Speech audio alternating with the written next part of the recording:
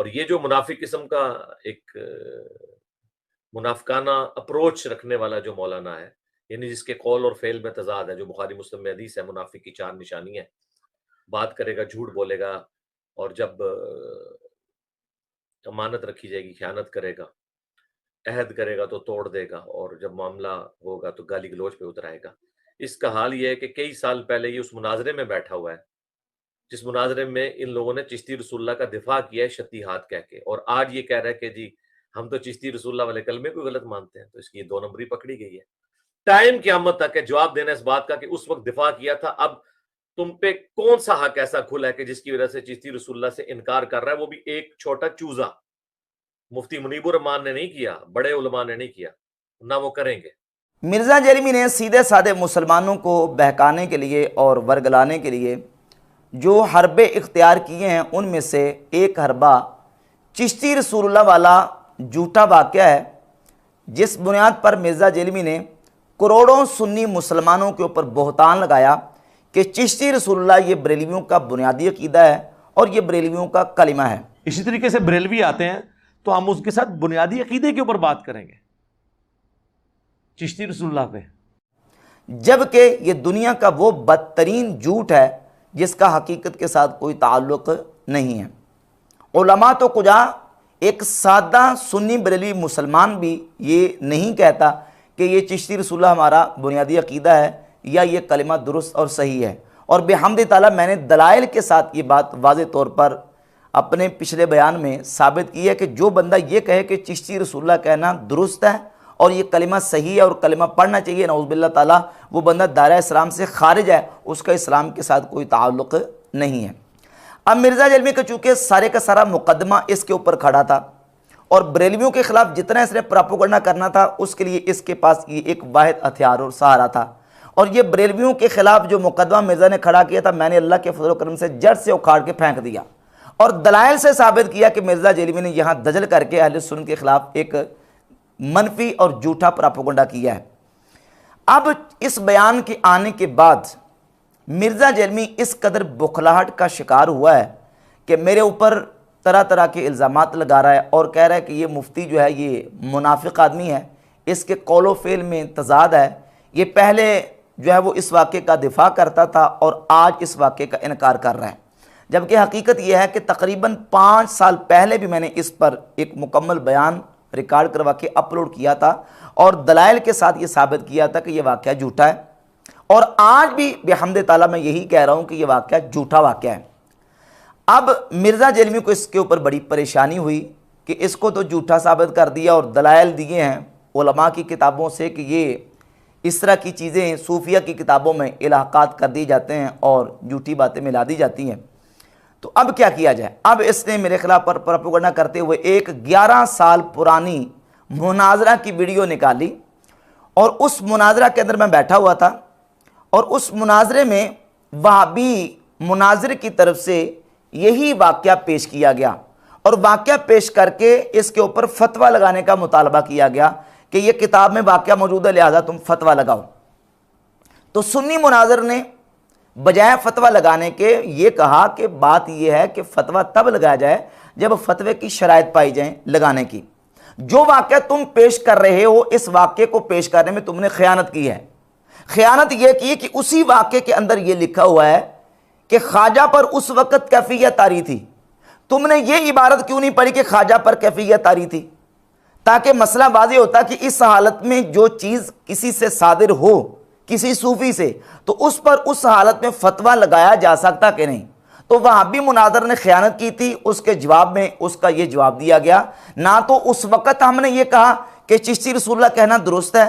یا یہ کلمہ صحیح ہے، اور نہ آج کہتے ہیں۔ اس وقت بھی ہمارا نظریہ اور عقیدہ یہی تھا کہ جو یہ کہے کہ چشتی رسول اللہ کہنا درست ہے اور یہ کلمہ صحیح ہے، وہ کافر دائرہ اسلام سے خارج ہے، اس کا اسلام کے ساتھ کوئی تعلق نہیں، اور آج بھی کہتے ہیں۔ اور اعلیٰ حضرت امام اہل سنت رحمۃ اللہ تعالی علیہ نے اپنی کتاب فتاوی رضویہ کی جلد نمبر 15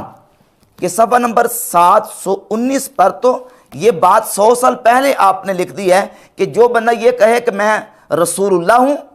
او قال بالفارسیت من پیغمبرم، امام فرماتے ہیں یا وہ فارسی میں یہ کہے کہ میں پیغمبر ہوں، یرید بہی من پیغام می برم، اور مراد اس کی یہ ہے کہ میں پیغام لانے والا ہوں، تو فرماتے ہیں تب بھی وہ کافر ہو جائے گا جو بندہ اپنے آپ کو پیغمبر کہے یا اپنے آپ کو رسول اللہ کہے۔ جب ہمارے امام احمد رضا خان محدث بریلی رحمۃ اللہ تعالی یہ کہہ رہے ہیں کہ جو اپنے آپ کو رسول اللہ کہے یا اپنے آپ کو پیغمبر کہے وہ بندہ کافر ہو جائے گا، تو چشتی رسول اللہ کو ہم اون کیسے کر سکتے ہیں؟ کوئی سنی بریلی مسلمان یہ کب کہہ سکتا ہے کہ چشتی رسول اللہ کلمہ پڑھنا صحیح ہے یا یہ کلمہ پڑھنا درست ہے؟ یہ ایسے مفت کے جھوٹے بہتان لگا کے صرف سادے مسلمانوں کو ورگلانے کے لیے اور ان کو گمراہ کرنے کے لیے یہ کارروائی اور سازش کرتا ہے۔ اب رہ گئی بات میرے بیان کے حوالے سے، تو میں نے اپنی گفتگو میں مرزا جیلمی کو الزامی اور تحقیقی جوابات بحمد تعالیٰ دیے تھے، کیونکہ مرزا جیلمی نے یہ کہا کہ یہ بریلویوں کا بنیادی عقیدہ ہے، اور جب اس سے یہ پوچھا گیا کہ پھر تم ان بزرگوں کے اوپر فتویٰ کیوں نہیں لگاتے، ان کو کافر قرار کیوں نہیں دیتے، تو مرزا جیلمی یہ کہتا ہے کہ میں کافر اس لیے نہیں کہتا کیونکہ یہ 800 سال پرانے بزرگ ہیں، ہو سکتا ہے کہ ان کی طرف لوگوں نے جھوٹے واقعات منسوب کر دیے ہوں۔ عبارت میں فتویٰ لگاتے ہیں، اور پھر اس میں یہ بھی چانس ہوتا ہے جو بہت پرانا بزرگ ہو سکتا ہے اس کی طرف کوئی بات منسوب کر دی گئی ہو۔ ہم نے اس لیے پکڑی ہوئی ہے کہ ان کے جو پیچھے چل رہے ہیں نا لوگ، وہ تو کہتے ہیں یہ انہی کی باتیں آن کرتے ہیں، تو پھر ہم کو کہتے ہیں پھر ٹھیک ہے، پھر تمہاری پبلک کو ہم بتائیں گے اور بزرگوں سے جان چھڑائیں گے۔ ہمیں تو ایک بہانہ چاہیے تھا نا، ہمیں تو مل گیا الحمدللہ۔ تو میں نے یہی تو مرزا سے کہا تھا کہ تم کہتے ہو سکتا ہے کر دیے ہوں، ہمارے اکابرین نے لکھا ہے کہ بزرگوں کی طرف بہت ساری جھوٹی باتیں منسوب کر دی گئی ہیں، ہو نہیں سکتا ہوا ہے، اور اس کے میں نے حوالہ جات پیش کیے تھے، جیسے شیخ عبدالحق محدث دہلی رحمۃ اللہ تعالی علیہ 400 سال تقریباً پہلے گزر گیا بزرگ، اپنی کتاب اخبار الاخیار صفحہ نمبر 82 پہ لکھتے ہیں کہ شیخ الاسلام فرید الدین و شیخ الاسلام قطب الدین و از خواجگان چشت ہیچ شخص تصنیف نہ کرداست۔ شیخ الاسلام فرید الدین گج شکر اور خواجہ قطب الدین بختیار کاکی رحمۃ اللہ تعالی علیہما، ان دونوں بزرگوں کے حوالے سے لکھا کہ انہوں نے کوئی کتاب نہیں لکھی، اور یہ جو حشت بہشت میں کتاب موجودہ فوائد السالکین، یہ بھی مشائخ چشت کی طرف منسوب ہے، جو کہ اس کی نسبت ان کی طرف درست نہیں ہے۔ اعلیٰ حضرت امام احمد رضا خان محدث بریلی رحمۃ اللہ تعالی علیہ فتاوی رضویہ کی جلد نمبر 15 صفحہ نمبر 555 پہ لکھتے ہیں، اولاً کوئی کتاب یا رسالہ کسی بزرگ کے نام سے منسوب ہونا اس سے ثبوت قطعی کو مستلزم نہیں، بہت رسالے خصوصاً اکابر چشت کے نام منسوب ہیں جس کا اصلاً ثبوت نہیں۔ ثانیاً کسی کتاب کا ثابت ہونا اس کے ہر فکرے کا ثابت ہونا نہیں، بہت اکابر کی کتابوں میں الحاقات ہیں۔ فرماتے ہیں پہلی بات یہ کہ اکابر چشت کی طرف بہت ساری کتابیں ایسی منسوب ہیں جو ان کی طرف اس کا ثبوت جو ہے وہ اس کی نسبت ثابت نہیں ہے، اور دوسرا اگر کوئی کتاب ثابت ہو بھی جائے تو امام اہل سنت فرماتے ہیں کہ ثابت ہونے کا مطلب یہ نہیں ہے کہ اس کا ہر فکرہ ثابت ہو، بلکہ اصول اور ضابطہ لکھتے ہوئے امام اہل سنت رحمۃ اللہ تعالی علیہ نے بالخصوص اس فوائد السالکین کتاب کے حوالے سے فتاوی رضویہ کی جلد 22 صفحہ 419 پہ 91 پہ لکھا ہے کہ دلیل العارفین، فوائد السالکین، تحفۃ العاشقین، ان تینوں کتابوں کے حوالے سے لکھتے ہیں اولاً اسی کا ثبوت درکار کہ یہ کتابیں حضرات منسوب الیہم رضی اللہ تعالی عنہم کی ہیں، بہت کتابیں محض جھوٹ نسبت کر کے چھاپ دی ہیں۔ کہتے ہیں سب سے پہلے تو یہ ثبوت درکار ہے کہ یہ جو کتابیں ہیں فوائد السالکین وغیرہ دیگر کتابیں، یہ جن بزرگوں کی طرف ان کی نسبت کی جاتی ہے ان بزرگوں سے یہ کتابیں ثابت بھی ہیں کہ نہیں۔ کہتے ہیں بہت ساری ایسی کتابیں ہیں کہ جو بزرگوں کی طرف اور صوفیہ کی طرف جھوٹی منسوب کر دی گئی ہیں۔ اب جب کسی بزرگ کی طرف بات منسوب کی جائے اور وہ بات ہو خلاف شرع، تو یہ ضابطہ اور اصول امام اہل سنت رحمۃ اللہ علیہ نے فتاوی رضویہ کی جلد نمبر 22 ہی کے صفحہ نمبر 515، 16 اور 17 پہ یہ لکھا ہے کہ سب سے پہلے امام فرماتے ہیں کہ اکابر اولیاء اعظام رضی اللہ تعالی عنہم کے ارشادات کثیرہ سے ثابت کیا ہے کہ شریعت مطہرہ سب پر حجت ہے اور شریعت مطہرہ پر کوئی چیز حجت نہیں۔ حضرات اولیاء جن کی ولایت ثابت و محقق ہے، ان سے جو قول یا فعل یا حال ایسا منقول ہو کہ بظاہر خلاف شرع مطہر ہو، اولاً اگر وہ سند صحیح و واجب الاعتماد سے ثابت نہیں، ناقل پر مردود ہے اور دامن اولیاء اس سے پاک۔ پہلی بات تو یہ کہ فرماتے ہیں کہ جب کوئی بات شریعت کے خلاف کسی ولی اللہ کی طرف نسبت کی جائے، سب سے پہلے ہم اس کی نسبت کو دیکھیں گے، نسبت صحیح ہے، اس کی سند صحیح ہے، اگر اس کی سند صحیح نہیں ہے تو ناقل پر رد کر دیں گے اور دامن اولیاء اس سے پاک سمجھیں گے۔ اب یہ جو واقعہ چشتی رسول اللہ والا، سب سے پہلے ہم اس کی سند دیکھیں گے۔ مرزا کہتا جی کہ بریلوی اس کو آن کرتے ہیں، کب اس کو آن کرتے ہیں؟ ہم تو اس کی تردید کر رہے ہیں۔ اعلیٰ حضرت رحمۃ اللہ وہ فرما رہے ہیں کہ یہ کتابیں ان کی طرف منسوب ہیں، ان کی نسبت ہی ان کی طرف درست صحیح ثابت نہیں ہے۔ تو فرماتے ہیں سب سے پہلے ہم یہ دیکھیں گے کہ ان کی نسبت درست ہے کہ نہیں۔ اگر نسبت ہی درست نہیں ہے تو اس کو رد کر دیں گے، اور اگر نسبت درست اگر ثابت ہو بھی جائے تو تب ہم دیکھیں گے کہ وہ عبارت قابل تعویل ہے کہ قابل تعویل نہیں۔ اگر قابل تعویل ہے تو بالخصوص ان اکابر اولیاء اللہ کی عبارات جن کی ولایت ثابت و محقق ہے، پوری امت جن کو ولی اللہ مان رہی ہے، تو ان کی عبارت کی تعویل کریں گے۔ اب جہاں تک بات ہے سیدنا خواجہ معین الدین اجمیری رحمۃ اللہ تعالی علیہ کی ذات گرامی قدر کی، سیدنا خواجہ معین الدین اجمیری رحمۃ اللہ علیہ یہ امت کے وہ ولی اللہ ہیں جن کے اوپر مسلمانوں کا اتفاق ہے، اہل سنت و جماعت کا تو اتفاق ہے ہی، دیگر جو مکاتب فکر ہیں وہ بھی سیدنا خواجہ معین الدین اجمیری رحمۃ اللہ کو اللہ کا ولی مانتے ہیں، دیوبندی ولی مانتے ہیں، وہابی ولی مانتے ہیں، اہل سنت مانتے ہیں، ایون یہ کہ اہل تشیع بھی متفق ہیں۔ دو پرسنالٹیز ایسی ہیں، دو شخصیات ایسی ہیں جن میں سے خواجہ معین الدین اجمیری اور سیدنا تیفور بن عیسیٰ بائزی بستامی رحمۃ اللہ تعالی علیہ، یہ دونوں شخصیات وہ ہیں جن کے اوپر سنی شیعہ دونوں کا اتفاق ہے، یعنی سنی بھی مانتے ہیں اور اہل تشیع بھی مانتے ہیں۔ امام بخاری کو سنی مانتے، شیعہ نہیں مانتے، داتا صاحب کو سنی مانتے ہیں، شیعہ نہیں مانتے، سیدنا غوث پاک کو سنی مانتے ہیں، شیعہ نہیں مانتے، جبکہ خواجہ معین الدین اجمیری اور سیدنا بائزی بستامی رحمۃ اللہ تعالی علیہما یہ دونوں یہ وہ اولیاء اللہ یہ کامن ہیں جن کے اوپر تمام مکاتب فکر کا اتفاق ہے، سنی بھی مانتے ہیں اور شیعہ بھی ان کو مانتے ہیں۔ اب ان کی طرف ایک بات کی نسبت کی جا رہی ہے جو کہ خلاف شرع ہے، تو نسبت ہی درست نہیں ہے، اور اگر نسبت بھی درست کوئی بندہ ثابت کر دے تو پھر دیکھیں گے کہ وہ عبارت اور وہ واقعہ قابل تعویل ہے کہ نہیں، تو اس کی تعویل کی جائے گی جس طرح کے محدثین نے صوفیہ کے شطیات اور حالت غیبت و محو میں جو ان سے چیزیں صادر ہوئی ہیں ان کی تعویل کی ہے محدثین نے، اور محدثین نے وہ تعویلات کی ہیں صحیح بخاری اور صحیح مسلم کی روایات کی بنیاد پر۔ صحیح بخاری میں 3481 نمبر حدیث ہے، اور بھی دیگر مقامات پہ ایک واقعہ موجود ہے کہ نبی پاک صلی اللہ تعالی علیہ وآلہ وسلم نے سابقہ امتوں میں سے کسی ایک شخص کا واقعہ بیان کیا کہ وہ بندہ جس وقت دنیا سے جانے لگا، فوت ہونے لگا، تو اس نے اپنے بیٹوں کو وصیت کی کہ میری میت کو آگ لگا کے ہڈیاں پیس کے تو ہوا میں اس کو اڑا دینا، اور اس نے یہ مرتے وقت کہا لَإِن قَدَرَ عَلَيَّ رَبِّي لَيُعَذِّبَنِي عَذَابًا مَا عَذَّبَهُ بِهِ أَحَدًا، اگر میرا رب، اب یہاں لفظ ہے قادرہ، ایک معنی یہ کہ اگر میرے رب نے مجھ پر تنگی کی تو وہ مجھے وہ عذاب دے گا جو اس نے کسی کو عذاب نہیں دیا ہوگا، اور دوسرا اس کا معنی یہ ہے کہ اگر میرے رب نے میرے اوپر قادر ہوا، میرا رب مجھے پکڑنے پر قادر ہوا تو وہ مجھے وہ عذاب دے گا کہ جو عذاب اس نے کسی کو نہیں دیا ہوگا۔ اب یہ جو ترجمہ ہے کہ اگر میرا رب مجھ پر قادر ہوا، اس نے مجھ پر قدرت پائی، اس سے اللہ رب العزت کی قدرت میں شک یا اس کی نفی ثابت ہوتی ہے کہ وہ بندہ اللہ کی قدرت میں نعوذ باللہ تعالیٰ شک کرنے والا تھا یا اللہ تعالیٰ کی قدرت کا انکار کرنے والا تھا۔ اب یہ جو جملہ ہے،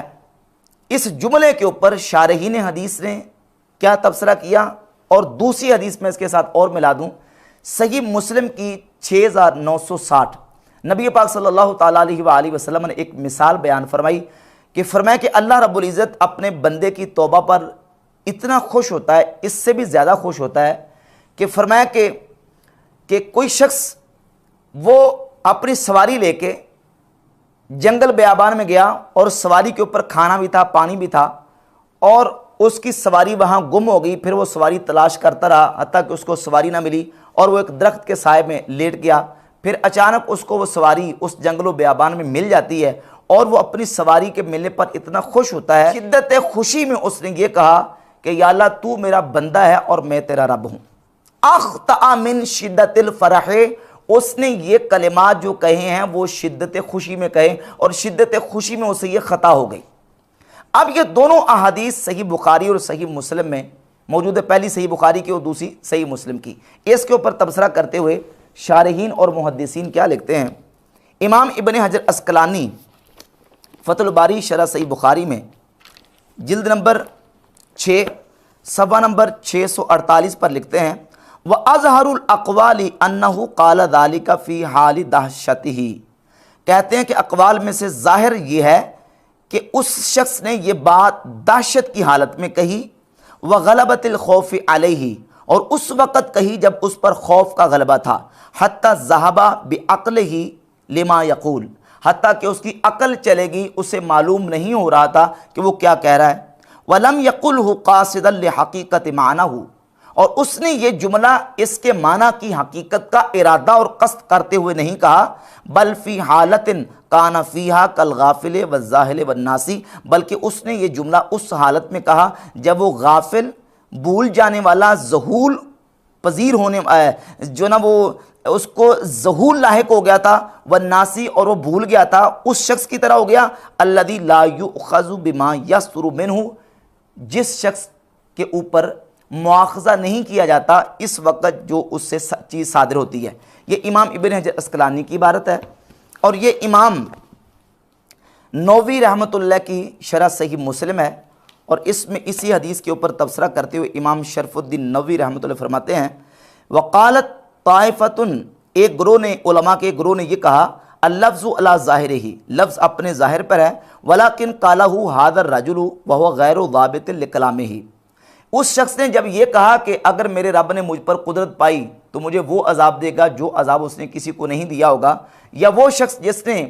شدت فرح میں غلطی کرتے ہوئے یہ کہا کہ یا اللہ تو میرا بندہ ہے اور میں تیرا رب ہوں۔ امام نووی فرماتے ہیں کہ اس شخص نے یہ بات اور یہ جملہ کہا تھا اس وقت ہوا غیر ضابط لکلامہ، وہ اپنے کلام کو ضبط کرنے والا نہیں تھا، ولا قاصد لحقیقت معنہ، اور نہ ہی اس کے معنی کی حقیقت کا ارادہ کرنے والا، ومعتقد اللہ، اور نہ ہی اس کا اعتقاد رکھنے والا، بل قالہ فی حالت غلب علیہ فیہا الدہش والخوف وشدت الجزع، بلکہ اس نے یہ جملہ ایسی حالت میں کہا جبکہ اس کے اوپر دہشت، خوف اور شدت جزع یعنی بہت زیادہ غم کی کیفیت آ رہی تھی، بحیث ذہب تیقظہ وتدبر ما یقولہ، اس حیثیت میں کہ اس کا تیقظ بیدار مغزی اور اس کا تدبر اس وقت جا چکا تھا، فسارا فی معنی الغافل والناسی، تو وہ غافل اور بھولنے والے کے معنی میں ہو گیا، وہذہ الحالۃ لا یؤخذ فیہا، اور یہ وہ حالت ہے جس پر مواخذہ نہیں کیا جاتا، وہو نحو قول القائل الآخر الذی غلب علیہ الفرح، کہتے ہیں یہ اس قول قائل کے قول کی طرح ہے جس پر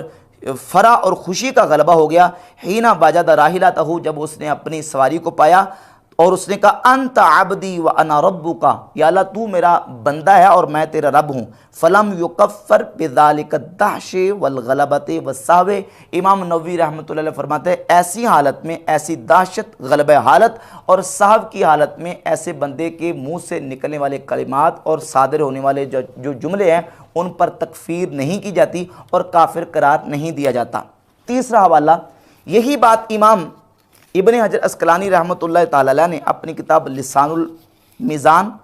کی جلد 3 صفحہ 215 اور 16 پہ بیان کی، اور امام ذہبی نے سیر اعلام النبلاء جلد نمبر 10 صفحہ نمبر 264 پہ بیان کی۔ سیدنا باعزید بستامی رحمۃ اللہ تعالی کا تذکرہ پہلے کیا صفحہ 263 پہ، اور لکھا سلطان العارفین سیدنا ابو یزید تیفور بن عیسیٰ بن سروشن البستامی احد الزہاد سلطان العارفین سیدنا باعزید بستامی کو لکھ کے پھر آگے لکھتے ہیں کہ ان سے ایسی باتیں صادر ہوئی ہیں کہ کچھ باتیں تو وہ ہیں کہ کہتے ہیں کہ ان سے اس کا ثبوت ہی نہیں ہے، او انہ قالہا فی حال الدہشت والسکر والغیبت والمحو، یا یہ ہے کہ یہ باتیں ان سے حالت دہشت و سکر، غیبت و محو میں صادر ہوئی ہیں، فیتبع، پس ان کو لپیٹ دیا جائے گا، ولا یحتج بہا، اور ان سے احتجاج نہیں کیا جائے گا، ان کو دلیل کے طور پر پیش نہیں کیا جائے گا، اذ ظاہرھا الحاد، کیونکہ اس کا ظاہر الحاد ہے، یعنی وہ بظاہر جو جملے اور الفاظ ہیں وہ خلاف شرع ہیں، ہم ان کو اون نہیں کریں گے، نہ ہی ان سے ہم احتجاج کریں گے۔ ہاں ان کلمات اور صوفیہ سے اس حالت میں جو کلام صادر ہوتا ہے اس کی تعویل کریں گے اور فتویٰ لگانے سے ہم رکے رہیں گے، فتویٰ نہیں لگائیں گے۔ تو اب اس مناظرہ میں جب وہابی مناظر نے یہ واقعہ پیش کیا، ایک تو اس میں یہ تھا کہ خواجہ پر کیفیت آ رہی تھی، جب کیفیت آ رہی تھی تو واضح ہو گیا کہ اس حالت میں فتویٰ نہیں لگ سکتا۔ اس کا یہ مطلب کب نکل آیا کہ ہم فتویٰ نہیں لگا رہے، تو اس کا مطلب ہے کہ ہم اس کو آن کر رہے ہیں، یا ہم یہ کہہ رہے ہیں کہ چشتی رسول اللہ کلمہ پڑھنا درست ہے یا کلمہ پڑھنا صحیح ہے، تو بالکل ہم اس کی ہرگز تائید کرنے کے لیے تیار نہیں ہیں، اور بحمد تعالیٰ میں نے دلائل کے ساتھ اس بات کو واضح کیا ہے۔ اب مرزا جرمی سے چونکہ یہ ہضم نہیں ہو پا رہا تھا، بکلاہٹ کا شکار ہو گیا، تو جس طرح وہ کہتا ہے کہ دیکھیں جی کہ پھر آپ کتابوں سے اس کو نکالتے کیوں نہیں اگر آپ اس کو آن نہیں کرتے، تو میں نے الزامی طور پر مرزا سے یہ کہا تھا کہ بھئی بات یہ ہے کہ اس کو ہم غلط کہہ رہے ہیں، تم کہتے ہو کتابوں سے نکال دو، تو جس کو تم غلط کہتے ہو، جس کو تم گستاخی کہتے ہو، تم نے یہ کبھی کہا کہ ان کتابوں سے یہ حدیثیں اور روایتیں اور واقعات نکال دیے جائیں؟ مثال کے طور پہ الزامی طور پہ میں یہ جواب دے رہا ہوں، صحیح بخاری کی 6982 نمبر روایت ہے، نبی پاک صلی اللہ تعالیٰ علیہ وآلہ وسلم نے اپنے آپ کو 12 مرتبہ پہاڑ سے گرانے کا ارادہ کیا، اور اس کو ٹائٹل دیا مرزا جرمی نے کہ رسول اللہ صلی اللہ علیہ وآلہ وسلم نے خودکشی کرنے کا ارادہ کیا، اور اس کو بیان کر کے مرزا جرمی یہ کہتا ہے کہ یہ نبی علیہ السلام کی گستاخی ہے۔ صحیح بخاری میں جو آیا ہے کہ نبی صلی اللہ علیہ وآلہ وسلم نے کئی مرتبہ خودکشی کی کوشش کی، کیا ایسی بات پیغمبر اسلام کے شایان شان صحیح معلوم ہوتی ہے؟ کیا ایسی روایت بیان کرنا صراحتاً گستاخی نہیں ہے؟ بات یہ کہ واقعتاً یہ یعنی گستاخانہ چیز ہے، پیغمبر کے بارے میں یہ امیجن نہیں کیا جا سکتا کہ وہ خودکشی کی کوشش کریں گے، یہ توہین ہے، یہ گستاخانہ واقعہ ہے، اور یہ واقعہ کہاں لکھا ہوا ہے؟ صحیح بخاری کے اندر 6982 نمبر روایت کے اندر یہ واقعہ موجود ہے۔ اچھا، اس کو تم گستاخی مان رہے ہو، تو تم نے کبھی یہ کہا ہے کہ صحیح بخاری سے اس واقعے کو نکال دیا جائے، اس کی پرنٹنگ بند کر دی جائے، یا صحیح بخاری کو چھاپنا بند کر دیا جائے؟ جو صحیح بخاری تم نے ٹیبل کے اوپر رکھی ہوئی ہے، اس صحیح بخاری کے بارے میں تم یہ کلیم کر چکے ہو کہ اس میں گستاخانہ واقعہ ہے۔ پھر مشکات المصابی اس نے کتب ستہ کے درمیان میں رکھی ہوتی ہے، مشکات المصابی میں 4902 نمبر روایت ہے، اور یہی روایت امام بخاری کی الادب المفرد میں 991 نمبر، اور مسند احمد ابن حنبل میں بھی یہ روایت موجود ہے کہ من تعزّ بعزاء الجاہلیت فاعدوہ ولا تکنوا،